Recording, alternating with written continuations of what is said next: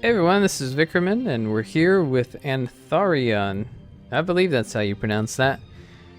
And this is an old school RPG, just like we like them, if you're a regular at my channel. And this is by Orphic Software. And it was released on July 15th, 2015. If you're watching this later, you need to keep the year in mind. It appears not to be in early access or anything, so this is a full release, and they were kind enough to send a review code along, and got started and thought that I should share it with all of you. So yeah, so this is an old school RPG. Like I said, it's turn-based and party-based, and you have four members of your party. A little bit like Icewind Dale, as far as basically choosing whatever party composition you want and then going with that. So yeah, I've tried just a bit of this game and kind of stopped before I got too far so that I could do a video here. And so each of these people has races and classes, and you can see their different stats, and we'll kind of talk through that.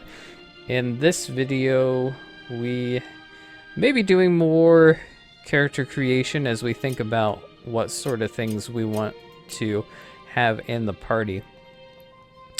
Now, from what I can tell, the race is very, very important to the game, because you can see we've got starting attributes here, and from what I can tell, you cannot change them in character creation more than the racial stats that they start with. So the race is actually pretty darn important for having an effective character for each class, basically, because all the classes have different stats that are going to be important to them. So we've got races. We got humans, most politically adept of the 7 races. Humans have ruled AntharioN since the uprising, and their mild disposition makes them one of the most balanced races. Very, very much in the classic vein of RPGs. Humans are kind of a blank slate, and they're basically okay at everything. And then we've got the Felmer. They are a subterranean race of misfits. They are looked upon with suspicion by the other races. Felmer tend to make a living as criminals and bandits. As such, they make excellent thieves and archers. As you can see from the really high dexterity stat, and intelligence is pretty high for them too. I don't know if that directly ties into thieves and ranger classes, but I think luck is probably also good for those classes, I would imagine. I imagine probably, I mean, I'm not sure. I would think that luck has something to do with lock picking too. Orcs, you know, they're basically your warrior type. Historically the most dominant race, orcs were recently deposed and now find themselves set as outcasts in an increasingly modern and liberalizing society. What they lack in brains, they more than make up for in bronze. Orcs make first-class warriors. So keep that one in mind. As you can see, they've got the strength super high and constitution pretty high too.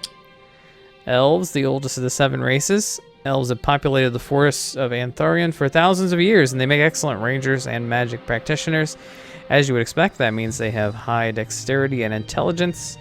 I think the drawback to an elf, actually, from the brief bit that I've played of the game so far as being a spellcaster, is wisdom is quite a bit lower than intelligence. And as you can see, wisdom increases your chance to successfully cast a magic spell and makes spells moderately more powerful, whereas this determines your total amount of spell points. So high intelligence means you can cast a lot of spells, and wisdom makes them more potent. So for spellcasters, it seems like you really want both. And let's just talk about some of the other stats as well. Strength is going to be melee damage, of course, and also the amount of inventory you can carry. So your tank or your warrior type of characters are always going to be the ones who can carry the most stuff for you.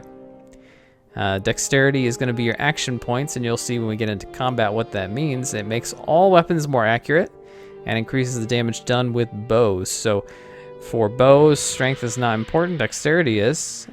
This is pretty standard for a lot of RPGs. take that approach. Intelligence, spell points, wisdom, spell success rate, and power. Constitution is going to be your hit points, and luck, always cryptic, affects everything you do. So yeah, and let's continue with the races. We've got the Necrophil. So this is kind of a unique one in this game. A magical race. The origins of Necrophils are unknown to all but their creators. Their otherworld origins make them well suited towards the black arts. So with the Necrophils, you can see that they have super high intelligence, similar to the elves. I don't think it's quite as high as the elf for intelligence, but they make up for it by having bonus wisdom and a little bit more constitution, which is always nice. It makes the spellcasters a little less squishy. So yeah, these are kind of cryptic and strange creatures that are not really understood. And then we have undead. Awesome. The undead are ancient subterranean race living mostly in cold, dark places beneath AntharioN's surface, like graves. Among AntharioN's population, there are objects of much curiosity, sparking numerous mythologies and folk tales. So they have very high wisdom. That's their kind of strong suit. So they make potent spellcasters, and they complement it well with a pretty high intelligence. And actually, for me, I think that I would probably prefer an undead to an elf for a spellcaster, but that's just me. Wolfkin, hailing from the Northwind province, the Wolfkin are a strong race built to stand up against almost anything. They make excellent warriors and fighters due to their hardiness. So they have a high constitution, makes them a great tank. Also pretty high strength and dexterity. Yeah, so actually I think the Wolfkin is probably going to be your best bet for kind of a tanky warrior.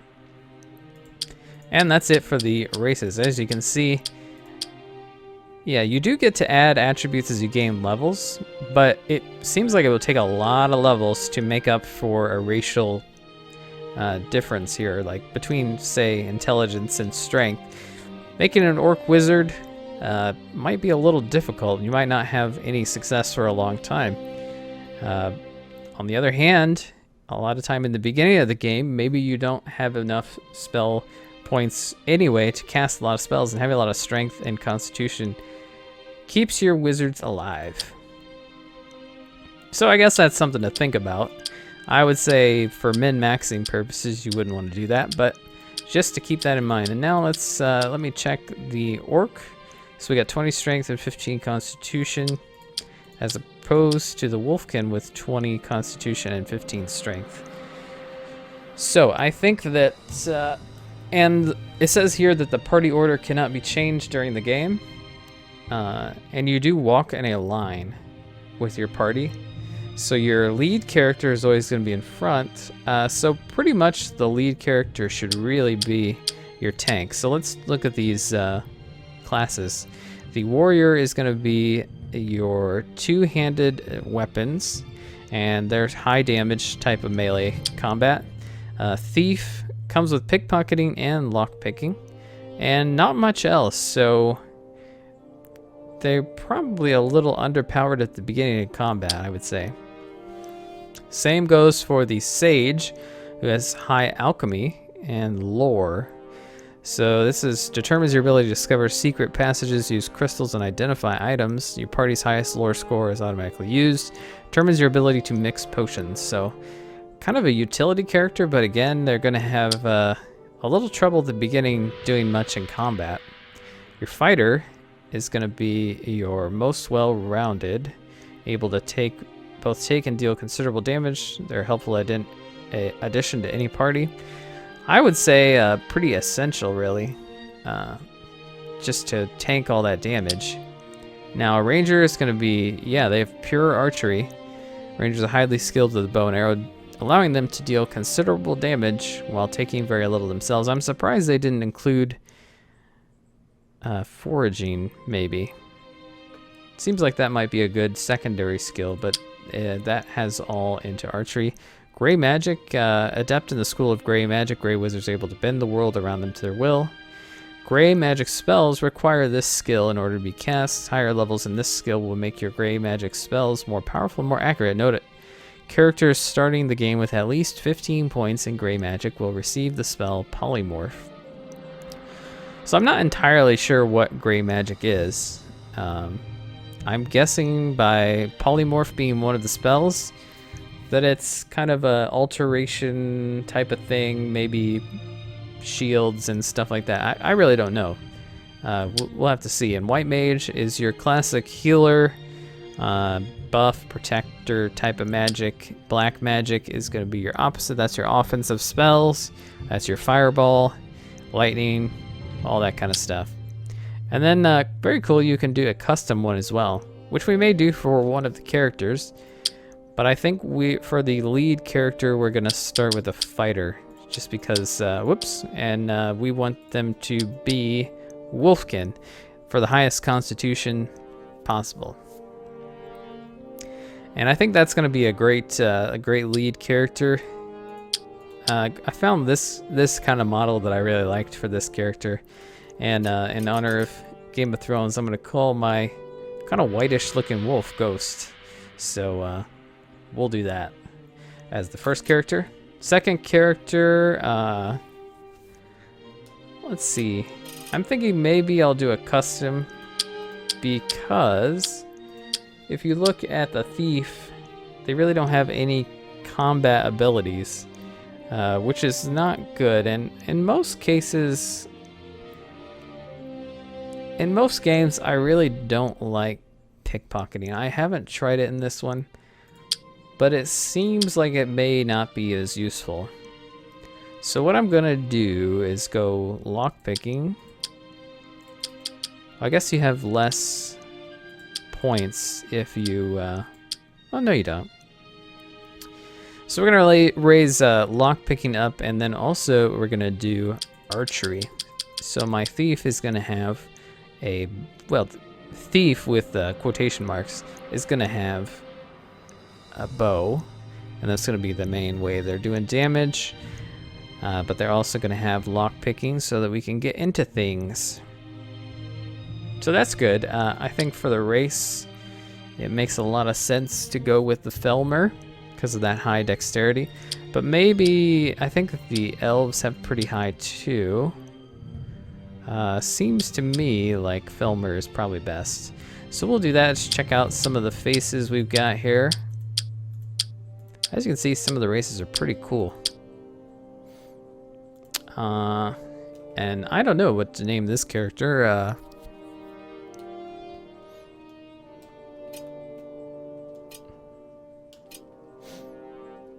How about, I don't know, just something generic? No. No,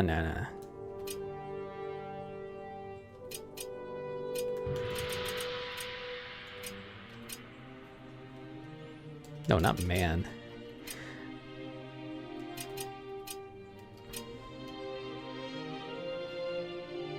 Yeah, let's just go with Marie. Why not?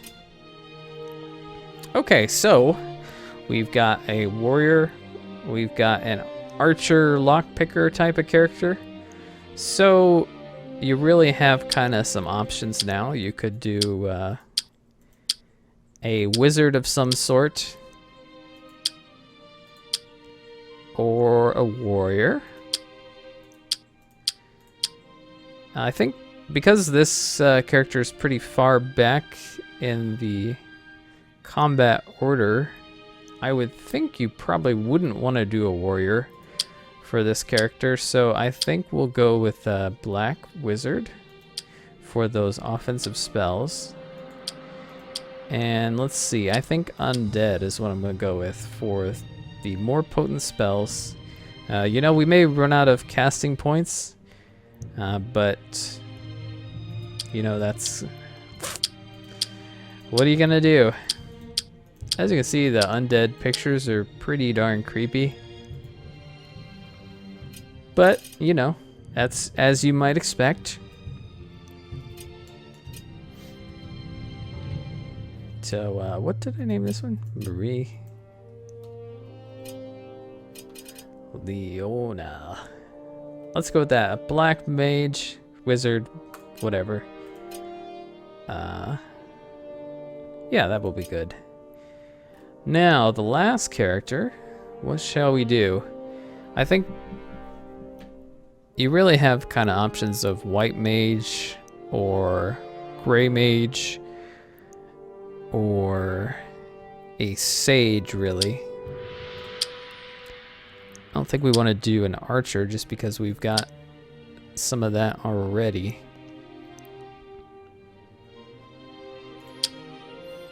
And maybe we'll do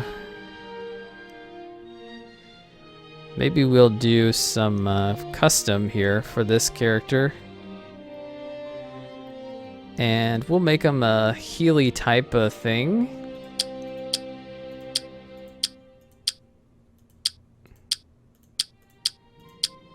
It's an elf. Glorfindel. If you know that reference, leave a comment below. I'll know you're a true fan of whatever that comes from. So let's think about what we want to do here. Yeah, that wisdom being low is really not good for a spellcaster. I'm not sure why they would say that this is a good spellcaster.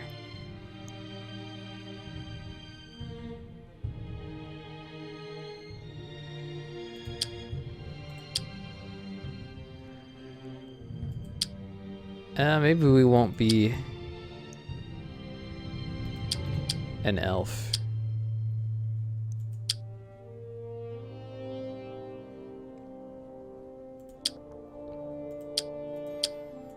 I don't really want two undead.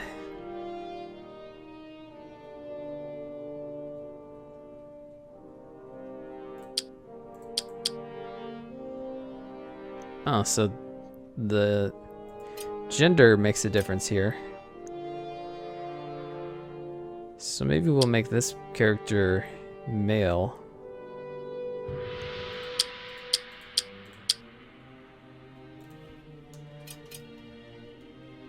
Oh, hey, there we go, Mario.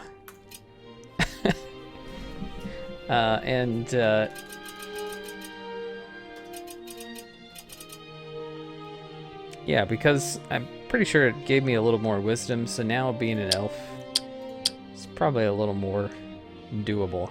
So then let's go up with white magic, and I think maybe we'll do some alchemy and some lore, kind of both. I think that may be good for us. Hard to say exactly, because I haven't played through the whole game, but I think this will be a good start. So hopefully it will.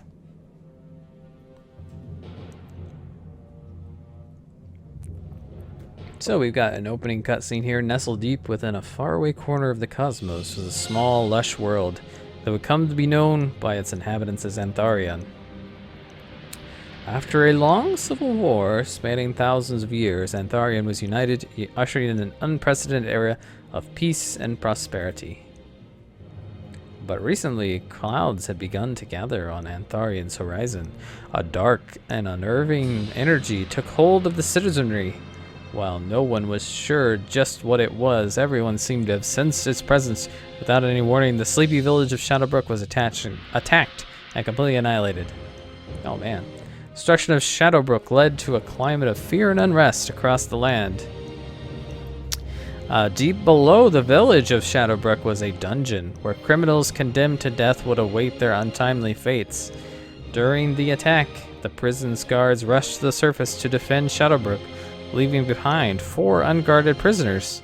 An hour later, when the guards still hadn't returned, one of the prisoners decided to use a rusted nail he'd hidden away to pick his cell's iron lock. So that's us, the prisoners here. And I think maybe we should end the episode just because this is more of a setup type of episode.